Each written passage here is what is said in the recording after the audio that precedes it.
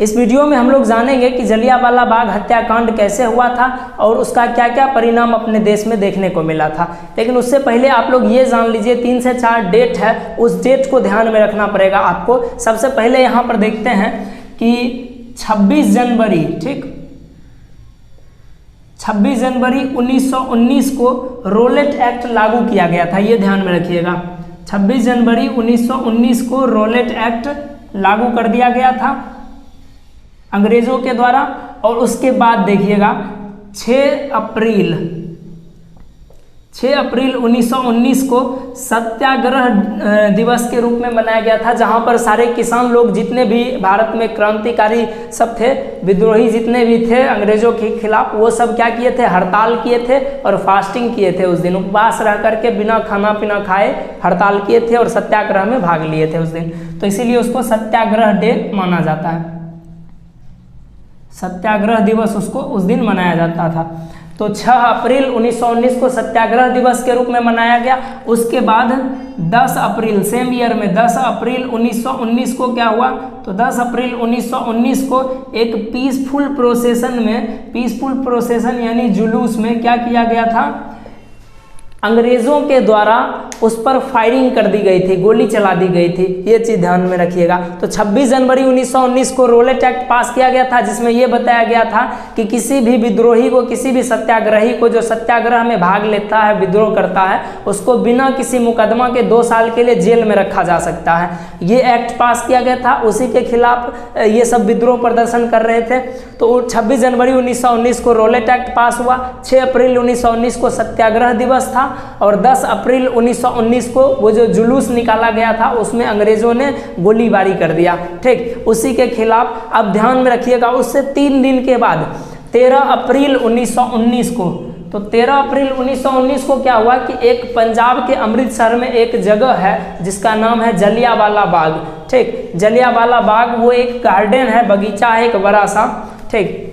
वहाँ पर लोग एक इस फील्ड में जमा हुए थे, बहुत सारे लोग इसमें जमा हुए थे। क्राउड का मतलब होता है भीड़, ठीक, और गैदर्ड का मतलब हुआ जमा होना। तो जलियांवाला बाग में जमा हुए थे सब लोग अमृतसर में। उसके बाद क्या हुआ था, वहाँ पर कई सारे लोगों को भीड़ इकट्ठा होने का रीज़न क्या था, तो वहाँ पर देखिए 2 रीज़न से लोग आपस में इकट्ठा हुए थे वहाँ पर। सबसे पहले तो अंग्रेजों के ने जो ये प्रोटेस्ट अंग्रेजों के खिलाफ निकाला था, गांधी जी ने प्रोटेस्ट, उसके इस विरोध करने के लिए कुछ लोग इकट्ठा हुए थे वहाँ पर। ये रोलेट एक्ट के विरोध में कुछ लोग इकट्ठा हुए थे और अंग्रेजों की जो ये रणनीति थी उसके खिलाफ करने के लिए, ठीक। लेकिन कुछ लोग जो थे, जो कि गांव से आए हुए थे, वो बस मेला घूमने के लिए आए थे। और वो मेला क्या चीज़ का था, तो देखिए अप्रैल के महीने में वो मेला था और मार्च से अप्रैल के बीच में हिंदी महीना में, देखिए जिसको हिंदी इंग्लिश में मार्च अप्रैल बोलते हैं, हिंदी महीना में उसको बोला जाता है बैसाख, ये याद रखना है।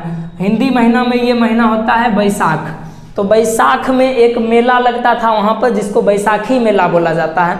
और उसी बैसाखी मेला में घूमने के लिए कई सारे लोग आए हुए थे गांव से, ठीक। अब ये क्या हुआ, जब ये खबर जनरल डायर को पता चला कि यहाँ पर इतने सारे लोग इकट्ठा हुए हैं, तो वहाँ पर सबसे पहले देखिए लोगों को ये नहीं मालूम था, जो गांव से लोग आए थे उनको ये नहीं मालूम था, वो लोग अनजान थे कि मार्शल लॉ लागू कर दिया गया है। रोलेट एक्ट के बाद यहाँ पर जो हत्याकांड हुई थी 10 अप्रैल 1919 को जुलूस में गोलीबारी कर दिया गया था।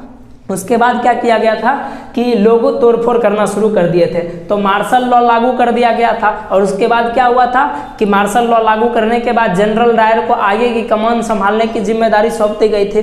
तो गांव के लोग जो थे, जो कि अंदर गांव से आए हुए थे, उनको वे लोग अनअवेयर थे। अनअवेयर का मतलब है अनजान थे वो लोग, उन लोगों को मालूम ही नहीं था कि मार्शल लॉ लागू कर दिया गया है और कई सारे लोग एक जगह पर इकट्ठा नहीं हो सकते हैं। ये चीज़ जैसे अभी के समय में 144 धारा लागू कर दिया जाता है, तो उसी तरह उस समय मार्शल लॉ लागू कर दिया गया था और गांव से होने के कारण उन लोगों को मालूम नहीं था ये सब बात। तो अब क्या हुआ, ये बात जैसे ही भनक लगा जनरल डायर को कि वहाँ पर बहुत सारे लोग इकट्ठा हुए हैं और हमारे खिलाफ रणनीति बना रहे हैं, ठीक। तो उनके खिलाफ रणनीति बना रही है, उनको पता चला। तो उसके बाद इन्होंने क्या किया, वो उस एरिया को चारों तरफ से घेर लिए। ठीक, उस एरिया को चारों तरफ से घेर लिए। और वो एरिया कैसा था, चारों तरफ बाउंड्री था और मात्र एक मेन गेट था उसमें। तो वो मेन गेट को ब्लॉक कर देते हैं, बंद कर देते हैं, और उसका वो अपने सैनिक के साथ आकर के चारों तरफ उस एरिया को घेर लेते हैं। और उसके बाद घेरने के बाद लोगों पर गोली चलाने का सीधा आदेश दे दिया जाता है। और उस मेला में जो था टोटल लगभग ऐसा बोला गया है कि अप्रॉक्स 10,000 लोग उस मेला में शामिल हुए थे। ठीक, और उसमें से सैकड़ों लोगों की जान उस गोलीबारी में चली जाती है, क्योंकि भागने का कोई रास्ता नहीं था। या तो था गेट, नहीं तो दीवार फान करके जाइए। दीवार पर उसके आसपास चारों तरफ से अंग्रेज घेरे हुए थे और गेट को पहले ही लॉक कर दिया गया था, ब्लॉक कर दिया गया। और जनरल डायर के ऑर्डर पर सैकड़ों लोगों को मौत के घाट उतार दिया गया, उन पर गोली लगातार चला दी गई। जो मासूम लोग थे वो भी मारे गए, जो विद्रोह कर रहे थे वो भी मारे गए। तो सैकड़ों लोगों को उनको मार दिया गया भीड़ पर गोली चलाने के बाद। उसके बाद जब ये खबर चारों तरफ फैला, जब चारों तरफ ये खबर फैल गया गांव में, ठीक, उसके बाद क्या किया, लोग जो है सड़क पर उतरना स्टार्ट किए। लोगों में बहुत ज़्यादा गुस्सा हो गया इस चीज़ को लेकर के कि मासूम की जान ले गई है जानबूझ करके। तो इसीलिए लोग बहुत ज़्यादा गुस्सा हो गए और सड़क पर उतरना शुरू कर दिए। और सड़क पर उतरने के बाद क्या किए, कई जगह पर हंगामा तोड़फोड़ करना शुरू कर दिए, हड़ताल करना शुरू कर दिए। ठीक, स्ट्राइक किए, हड़ताल किए, पुलिस के साथ मारपीट करना शुरुआत कर दिए, पुलिस के साथ झगड़ा करना स्टार्ट कर दिए। और अलग अलग जो सरकारी कार्यालय वगैरह, बिल्डिंग वगैरह था, उस पर भी ये लोग हमला करना शुरू कर दिए। जितना भी सरकारी मकान था, सरकारी ऑफिसर्स का सब घर वगैरह था या फिर कोई भी कार्यालय था, उस पर हमला करना स्टार्ट कर दिए। ठीक, तो ये सब घटना हुआ था। उसके बाद इस चीज़ के बाद देखते हैं कि अंग्रेज सरकार इसके खिलाफ क्या एक्शन लेती है, इसके बाद हम लोग अब देखते हैं। इसके बाद अंग्रेज सरकार भी काफ़ी ज़्यादा इसके खिलाफ एग्रेसिव हो गई और उसने भी आंदोलन को बंद करने के लिए पूरी तरह से ठान लिया था। ठीक, उसके बाद क्या किया गया, गवर्नमेंट जो है इसके खिलाफ काफ़ी ज़्यादा जवाबदेह का, जब उसको आया कि आंदोलनकारी इतने ज़्यादा एग्रेसिव हो चुके हैं, मारपीट कर रहे हैं, बिल्डिंग को तोड़फोड़ कर रहे हैं, तो उसके बाद क्या किया उन लोगों ने, अंग्रेज सरकार ने क्या किया कि जितना भी क्रांतिकारी थे, विद्रोहकारी जितने भी थे, उन सबको ह्यूमिलेट और उसको डराने का कोशिश किया। ह्यूमिलेट करने का मतलब होता है अपमानित करना। ठीक, अपमान करना। और टेरराइजिंग पीपल का मतलब होता है, टेरराइजिंग का मतलब होता है डराना धमकाना। ठीक, तो डराना। तो याद रखिएगा कि जितने भी क्रांतिकारी थे या फिर जितने भी सत्याग्रही थे, उनको क्या करने का कोशिश किया सरकार, उसको डरा धमका करके उसको जो है विद्रोह को, आंदोलन को बंद करवाने का कोशिश करने लगे। उसी केस में क्या क्या किए उस स्थिति में, तो जितने भी देखिए सत्याग्रह करने वाले, सत्याग्रह क्या है, तो सत्याग्रह आंदोलन है और उस आंदोलन में पार्ट लेने वाले, जितने भी भाग लेने वाले होते हैं, उस सबको सत्याग्रही बोला जाता है। ठीक, तो जितने भी सत्याग्रही थे उनको जो है जमीन पर नाक रगड़ने के लिए मजबूर कर दिया गया था। Rub their noses on the ground. ठीक, जमीन पर नाक रगड़ने के लिए, ठीक, जमीन पर नाक रगड़वाता था। उसके बाद क्या है, क्राउल ऑन द स्ट्रीट्स का मतलब हुआ कि जैसे रेंगता है जमीन पर, जैसे छठ पूजा में देखते होंगे दंड देता है लोग, तो उसी तरह से रेंगने लगा। यहाँ पर आदमी को रेंगने के लिए मजबूर करता था। ठीक, जमीन पर रेंगना। अब याद रखिएगा, जितने भी क्रांतिकारी थे, सत्याग्रही थे, उनको क्या किया गया, जमीन पर रेंगने का सजा उनको दे दिया। जमीन पर रेंगवाता था, नाक रगड़वाता था अंग्रेज लोग। और क्या बोला गया कि जितने भी साहेब लोग होंगे, यानी जितने भी अंग्रेज के ऑफिसर्स होंगे या अंग्रेज होंगे, उनको सलाम करना है, सैल्यूट करना है। ठीक, उनको सलाम करना है, ये चीज़ उनको कहा गया। और उसके बाद क्या किया गया, गांव में जो है बमबारी किया गया। बम्ड का मतलब है बमबारी करना, ये चीज़ ध्यान रखना है कि जो भी गांव थे उनमें बमबारी किया गया। ठीक, और उस समय भी एक गांव हुआ करता था जिस गांव का नाम है गुजरानवाला।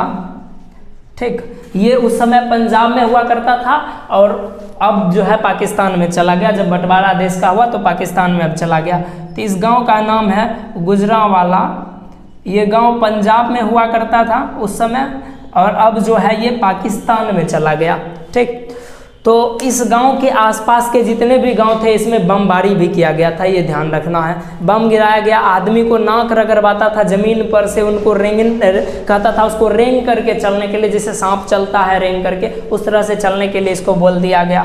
ठीक, सैल्यूट करने के लिए कि जितना भी आएगा उसको सैल्यूट करना है अंग्रेज आर को।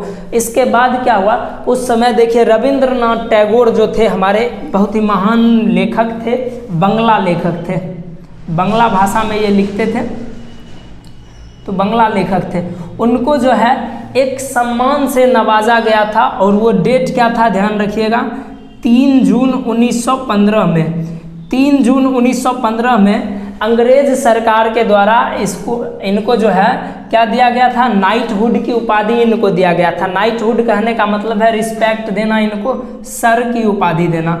जनरली ऐसा नहीं होता था, अंग्रेज सरकार में कोई भारतीय को सर की उपाधि जनरली नहीं मिलता था, तो इनको जो है मिला था सर की उपाधि, यानी एक रिस्पेक्टफुल पर्सन की उपाधि इनको मिला था, रिस्पेक्टफुल आदरणीय आदमी की उपाधि इनको दिया गया था। 3 जून 1915 को इनको नाइटहुड बोला जाता है, जिसको सर होता है, सर की उपाधि इनको दिया गया था। तो रविंद्रनाथ टैगोर जो है इनसे काफ़ी ज़्यादा नाराज हुए इस घटना से, और उन्होंने इनके विरोध में, ठीक, इनके प्रोटेस्ट में यानी इनके विरोध में, रविंद्रनाथ टैगोर इस घटना के विरोध में उन्होंने अपना ये नाइटहुड की जो उपाधि है, सर की जो उपाधि है, ये उनको वापस कर दिया, रिटर्न कर दिया, अंग्रेज सरकार को ये वापस कर दिए। और उसके बाद देखिए गांधी जी जो थे बड़े चालाक आदमी थे, बड़े समझदार भी थे, बड़े चालाक भी थे। गांधी जी ने देखा कि हमने सत्याग्रह स्टार्ट किया था नन वायलेंस बोल करके कि यहाँ पर हिंसा नहीं होना चाहिए, लेकिन आदमी आपस में मारपीट करने लगा है, पुलिस वाले लोगों को मार रहे हैं, लोग भी पुलिस वाले को मार रहे हैं, तोड़फोड़ कर रहे हैं, तो ये तो हिंसा हो गई। तो जब देखे कि चारों तरफ हिंसा फैल रहा है, तो गांधी जी ने डिसाइड किया कि अब इस आंदोलन को यहीं पर बंद कर दिया जाएगा, रोक दिया जाएगा। तो फाइनली गांधी जी जो है इसको कॉल्ड ऑफ कर दिया, यानी बंद कर दिए, इस आंदोलन को यहीं पर जाकर के रोक दिए इतना कुछ होने के बाद, क्योंकि ये जब अहिंसक लड़ाई जब हिंसक में बदल गया तब जाकर के इन्होंने ये बंद कर दिया। तो ये था हमारा जलियांवाला बाग हत्याकांड। ठीक, इसको इंग्लिश में जलियांवाला बाग मस्केयर भी बोलते हैं कितना, और दूसरा प्रोनाउन से मसैकर भी बोलते हैं। ठीक, याद रखिएगा, मसैकर, जलियांवाला बाग मैसेकर, जिसका हिंदी मीनिंग हो गया जलियांवाला बाग हत्याकांड। ठीक, तो ये चीज़ था हमारा जलियांवाला बाग हत्याकांड। उम्मीद करते हैं यहाँ तक आप लोग को सारी बातें समझ में आई होगी। हम लोग मिलते हैं अब नेक्स्ट क्लास में।